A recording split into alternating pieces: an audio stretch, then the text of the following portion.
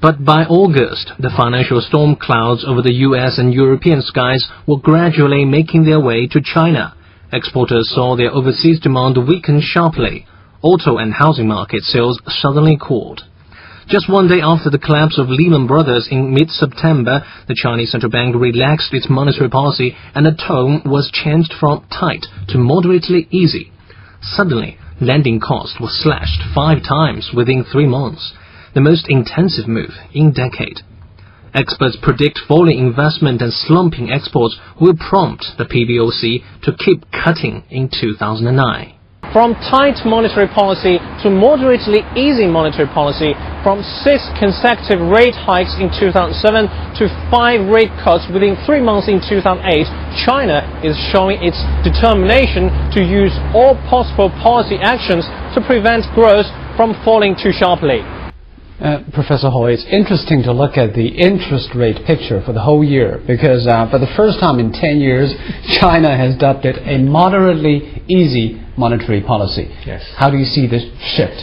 Well, I should say over the past 10 years, our trade surplus has been from less than 20 billion US dollars to more than 200 billion US dollars. Yeah. And during that period of time, because the excessive accumulation of foreign exchange reserves, so the easy or moderately easy monetary policy is not an easy word for the government to utter. Yes. And instead, just recently, what we found is a great recession in the rest of the world. So I think the moderately easy monetary policy is the word that we use for now, especially for the time being that we need to relax or lessen the monetary policy in a sense to help our self-domestic economy.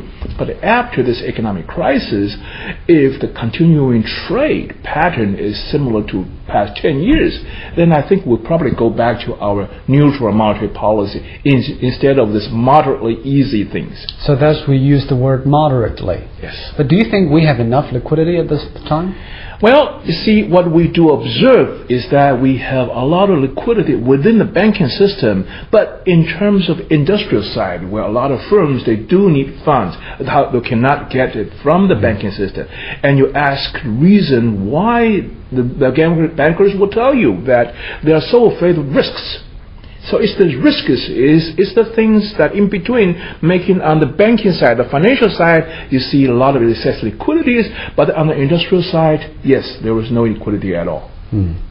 How much room do you think there is for the further rate cuts in 2009? As we know, US and Japan have run out their monetary tools. The interest rate has almost been to zero. Yes, yes. Monetary policy has, in terms of interest rate cut, has always been understood that it's a defensive procedure. It's not meant to stimulate the economy to a great extent. So for China, I think, even if in 2009 I expected there are more interest drop, but I don't think that's going to stimulate the economy to such an effective way as that 4 trillion yuan stimulant package. But the interest rate cut can boost investors' confidence. Do you think so?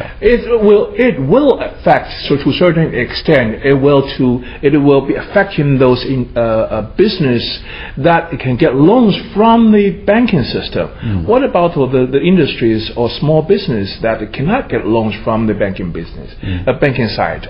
Then the interest cut is irrelevant. So it's still a problem of confidence and faith at this moment. Definitely. So some analysts are forecasting deflation in the early half of next year, and probably inflation again in the latter half. Yes. Is this really possible? I also share that point of view. I think in the first half of 2009, there will be certain months, let's say, there will be deflation, but I don't think that's going to last long. And in particular, once the things go back to normal, if the trade surplus continue to accumulate in the second half of 2009, I do see potentials for inflation coming back again.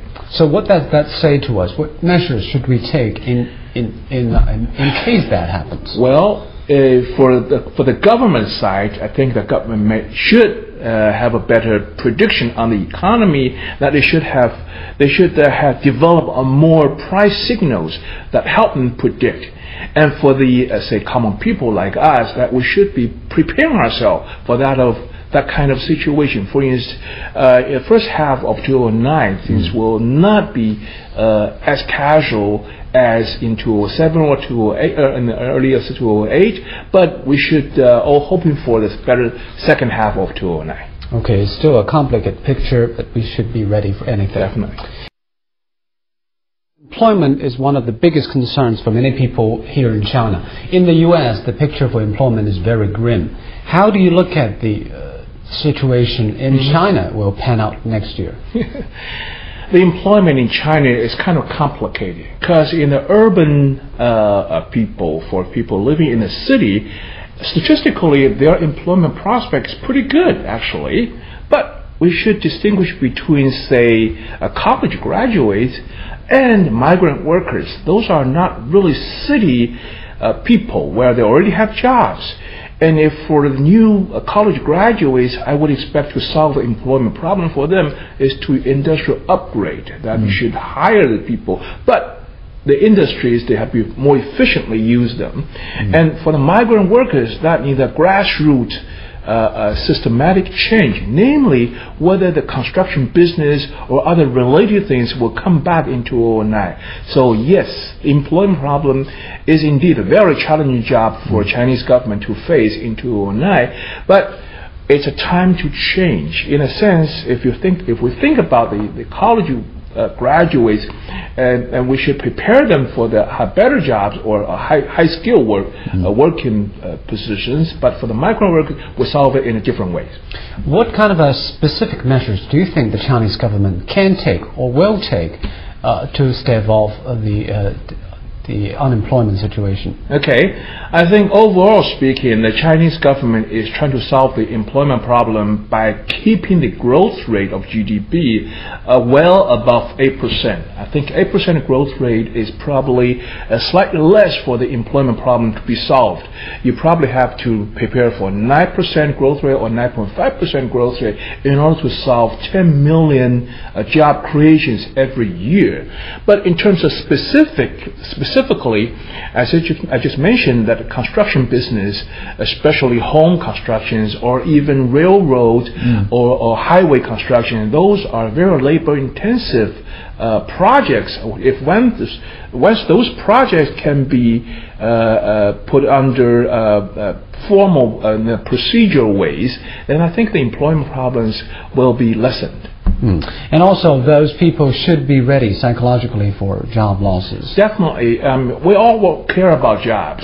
The migrant workers, they care about jobs more. So if once they have a minimum safety net for them, and I think their employment issues can be resolved. There's all hope for a change and for the better. Thank you, Professor Ho. And with that, we wrap up our year-end special program. Without doubt, in 2009 will be a tough year, not only for China, but also for the world. But as Premier Wen Jiabao said, confidence is more precious than gold. The government has initiated a series of measures to ensure stable economic growth next year, and more are on the way. That's all, and we wish you all the best for 2009. I'm Zhou in Beijing. Goodbye.